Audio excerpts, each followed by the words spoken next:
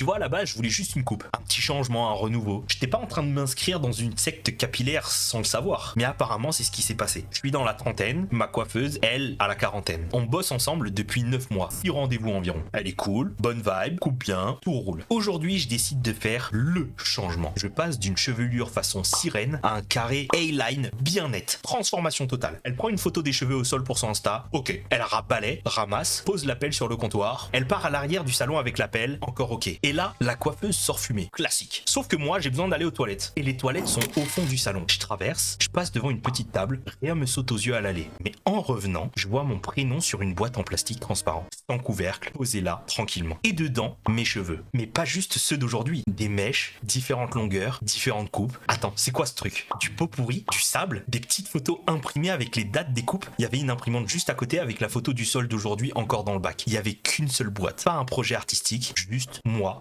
version cheveux. Classé, étiqueté et conservé. J'ai pris une photo, puis je suis retourné m'asseoir. Avec le sourire poli des gens qui viennent de découvrir que peut-être un jour, quelqu'un va tenter un sortilège sur eux à base de kératine. Elle revient, je dis que je suis allé aux toilettes, elle bug. Mais elle dit rien, moi non plus. Team introverti social en PLS. Je paye, je pars. Et en rentrant, je regarde la photo. Et là, l'inconfort commence à grimper. Lentement mais sûrement. 1 heure plus tard, je lui envoie un message, je joins la photo et je lui écris: Salut, j'ai vu ça et je sais pas quoi en penser. Tu peux m'expliquer ce que c'est et pourquoi tu l'as? Je suis pas à l'aise avec ça et je te demande de jeter ce qu'il y a dans la boîte. Même si j'ai adoré ma coupe, je préfère changer de coiffeuse. Et depuis, silence radio. Pas de réponse, pas même un oups, c'est pour un collage artistique. Est-ce que je suis dans une dimension parallèle où je suis devenu l'œuvre d'art en cheveux de quelqu'un sans mon consentement? Est-ce qu'il existe un guide de que faire quand ta coiffeuse garde ta tignasse dans un hôtel chelou? Parce que je pense que j'ai besoin de ça. Bref, je voulais une coupe, j'ai eu un fichier, un hôtel, un musée personnel de moi en fragments. Et là, je me demande juste combien de mèches de moi existent dans cette ville.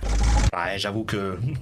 Moi, j'avoue que j'aurais pas été très serein. J'avoue que je vois ma coiffeuse qui garde mes cheveux avec des photos de moi. Ça ressemble un peu au début d'un film d'horreur, tout ça. Hein. L'histoire de Barré, non mais faut être fou. Va marabouter fort.